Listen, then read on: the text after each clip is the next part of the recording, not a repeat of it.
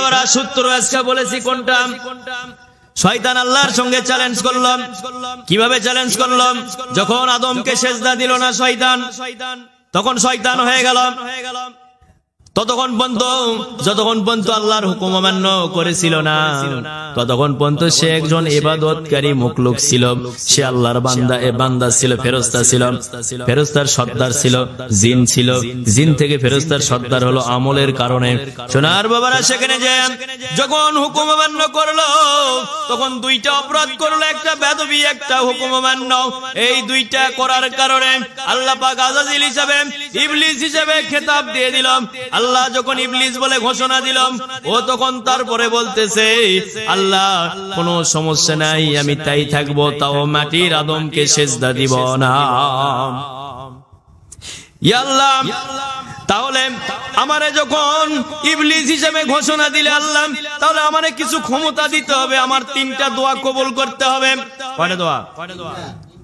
আমার 3টা দোয়া কবুল করতে হবে। এতদিন ধরে তোমার বন্দেগী করলাম, তোমার ইবাদত করলাম, মাওলা রে, আমার 3টা দোয়া তোমারে কবুল করতে হবে। কি দোয়া সেটা বলো। 3টা দোয়া আযাজিল করলো আল্লাহর কাছে। প্রথম নাম্বার চাইলাম, আমি আদমের শিরায় যেন ঢুকতে পারি। দিল, শিরায় ঢোকার পারমিশন দিয়ে দিলাম। তারপরে আমি এক প্রান্ত থেকে আরেক প্রান্ত নিমিষের মধ্যে যেন যাইতে পারি, সেটাও দিয়ে দিল। আল্লাহ পাক ক্ষমতা দেওয়ার পরে ইবলিস এবার ডাক দিয়ে বলতেছে, আল্লাহ আমারে তুমি ক্ষমতা দিয়েছো। ওর আনন্দ পাচ্ছে, আমারে তুমি ক্ষমতা দিয়েছো, আমি তোমার সঙ্গে চ্যালেঞ্জ করলাম। ও আল্লাহ, তোমার একটা বান্দাদেরকেও আমি জান্নাতে ঢুকতে দিব না। মারাবা গো, একটা বান্দাকেও জান্নাতে ঢুকতে দিব না।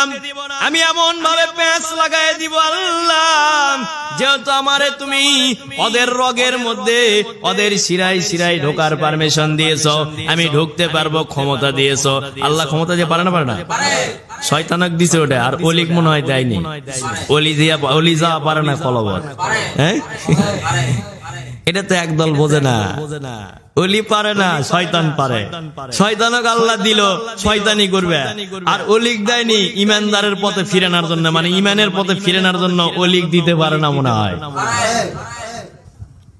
এবার শোনার বাবারা, আযাজিল আল্লাহর কাছে চ্যালেঞ্জ করে বললাম, আমি একটারেও পার হইতে দিব না।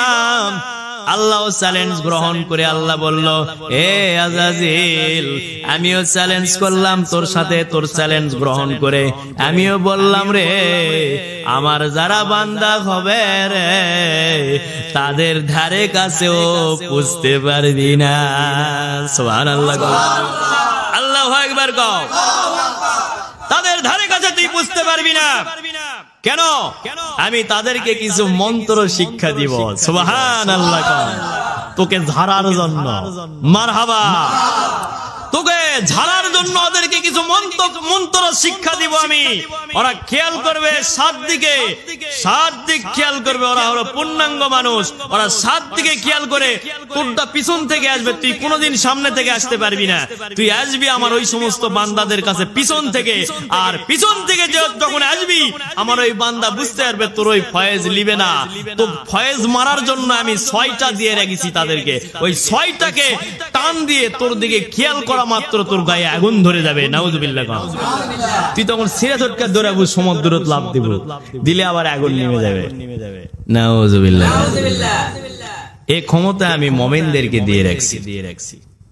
দিয়ে রাখবো, কাজে তুই তাদের সাথে পারবি না। আল্লাহ মুলাকিম বলে পবিত্র কালাম শরীফে সূরা ইয়াসিনের মধ্যে আল্লাহ পাক ডাক দিয়ে বলে, তোমরা আয়াত খুঁজে লাও।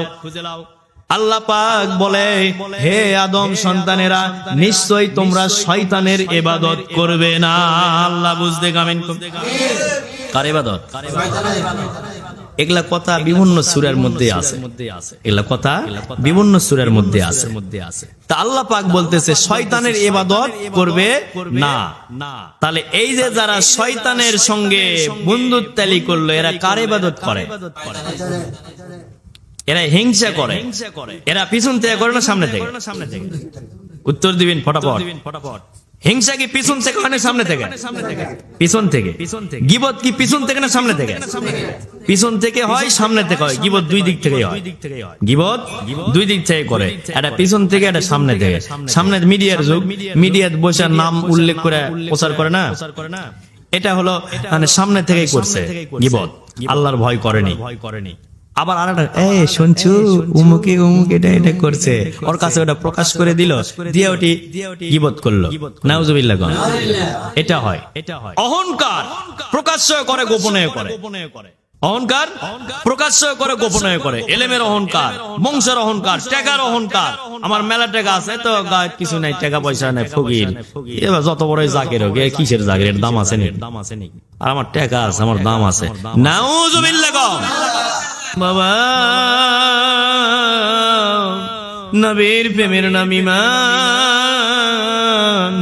নবীর প্রেম থাকলে ঈমান আছে, না থাকলে বেঈমান। আল্লাহ বুঝতে গামিন গাও। আর সেই নবীজির স্লোগানকে যারা ফালতু স্লোগান বলে রে, এরা নিঃসন্দেহে আজাজিলের চাইতে বড় ভাই। নাউজুবিল্লাহ কম। এদের চেহারার মধ্যেও সেগুলো আছে। বসে পড়ম। সোনার বাবারা, যা বলছিলাম শয়তানের পরিচয় এবং মুমিনের পরিচয়। শয়তান চ্যালেঞ্জ করে, চ্যালেঞ্জ গ্রহণ করেছে আল্লাহ। আল্লাহ গ্রহণ করে ইমানদার দেখ মন্ত্র শিখেছে না শিখাই নাই? মন্ত্র শিখেছে।